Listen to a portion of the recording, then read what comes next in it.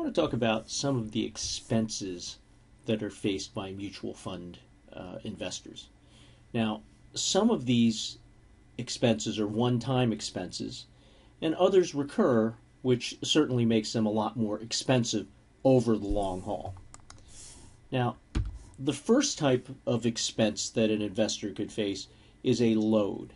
And a lot of times you'll hear about load funds and no load funds.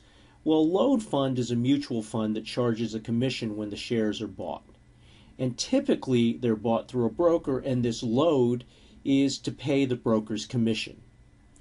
You also have no load funds, which are mutual funds that do not charge a commission when the shares are bought, and they're typically sold directly to the investor by the mutual fund. So there are a lot of fund families that sell directly to investors like Vanguard, T. Rowe Price. You can simply go to their website, download a prospectus. In fact, you can fill out an application online, and then transfer money electronically from your bank account to open an account there. Now, cost savings here tend to give investors a head start in achieving superior rates of return. In fact, a lot of investment advocates and professionals argue that there's no reason to buy load funds. You should buy no load funds. Unless the load funds are outperforming the no load funds, and there's no evidence of that. So, it generally makes sense to buy things where you don't have to give someone some money just for the privilege of buying in. You also have low load funds. Some mutual fund companies will have a family of no load funds, but for some of their more popular funds, they may charge 2 or 3% to buy in. A company like Fidelity does that. So if you wanted to buy into the Fidelity Magellan Fund, you might have to pay a 3% commission or load to buy in. Okay, some of these load funds that go through brokers can be 6, 7, 8%, which is a very large amount. Okay, you can have something referred to as a back-end load. So some funds don't charge you when you buy in, they charge you when you cash out. And usually that back-end load goes down over time. And the reason they do this is they don't really want to charge you a load for getting in, but they don't want shareholders that buy and then, in a month they decide to sell, and then they buy back in, they sell and they buy, because that gets very expensive for them, because they have to, sell shares of the securities in order to redeem, for you to redeem your money. And then when you put money back in, they have to go out and buy more. So they put in a back end load, and that may go down over time. So you might have, 5%, and then if you've held the fund for, 3 or more years, then there's no back end load. There's also something referred to as a 12B1 fee. And this is a fee charged by some mutual funds to cover management and other operating costs. And it can amount to as much as 1% of the average net assets. So, that gets to be quite expensive too. Okay, management fees. This is compensation paid to professional managers who administer the fund's investment portfolio. And this fee is paid by all types of funds, load versus no load, open-end versus closed-end.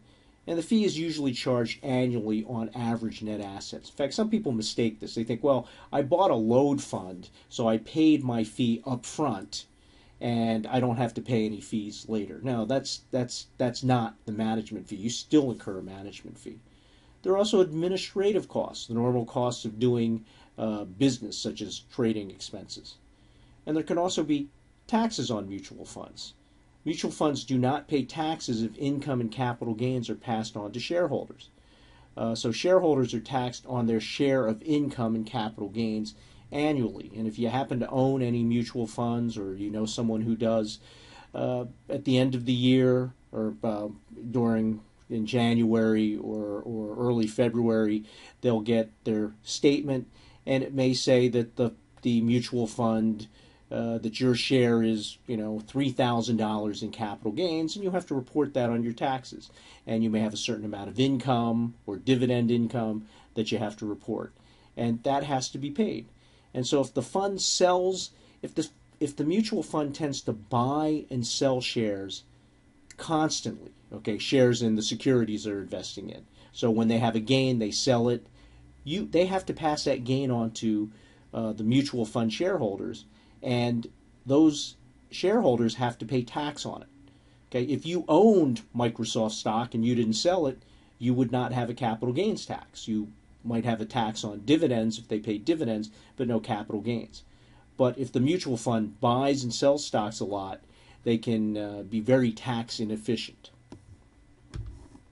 Okay, here's a couple of examples. Okay, this is for Vanguard's 500 Index Admiral Fund, and I got this information from Morningstar, which reports all kinds of information on mutual funds. And one of the things they report are expenses. And here they show you a little graph here, and this, dark line here, dark bar is the fund. So it's this Vanguard 500 Index Admiral Fund. The orange is the category, and their category is considered large blend, which means they're large company stocks and they're both growth and value stocks. And this green bar is the fee level comparison group median. So they have some sort of comparison group. So you can see that Vanguard is very low in expenses relative to their category and their comparison group. Okay, and that's true over all of these years. Now, if you look at their expense ratio, okay, it's very, very low, 0.06%, 0.05%, 0.05%, 0.05%. The average is 1.12% in 2010, 1.1. Okay, so it's about it's about $1.10 per $100 invested, where here it's what, 6 cents per $100 invested. It's very, very low. Okay, and what's really nice about Morningstar is they give you projections on what your costs are going to be for $10,000 invested. Over 3 years, it's going to be $16. Over 5 years, it's going to be $28. And over 10 years, it's $64. Now, why are the fees so low here? Because this is an index fund. There are no analysts out there analyzing stocks. They're simply buying all the stocks in the S&P 500. So basically, most of this is done by computer. There is a fund manager, and that fund manager may do some things to try and enhance return a little bit based on redemptions and stuff. So they may use futures contracts and stuff because money comes in and money goes out, and they may do that to make sure the fund is fully invested. But for the most part, that fund manager doesn't do much. We don't have lots and lots of analysts making lots of money analyzing different stocks. Let's take a look at a different fund, the Artisan International Small Cap Investor Fund. Okay, this category is a foreign small to mid cap fund. It's a no load fund, and its fees are above average. And you can see this blue line. Remember, with this blue bar, with Vanguard, it was just a little sliver down here. Okay, it's quite high, and the category is small, foreign small to mid growth companies, and then there's a fee level comparison. But you can see that it's much more expensive. It's got a much higher bar than Vanguard had. Its expense ratio is 1.5%. Now, again, for every $100 you have invested, they're taking $1.50 out for these expenses. Okay, which is better, I guess, than the Morningstar category average, but it's still a lot more than Vanguard. And the more interesting one to look at is this amount per $10,000 invested. Over 3 years, it's $477. Over 5 years, it's $824, and over 10 years, it's $1,802. Now remember, the Vanguard one was very, very tiny. In fact, let's just go back to that. 16, 28, and 64, where here it's 477, 824, and 1802 for 10 years for $10,000 invested.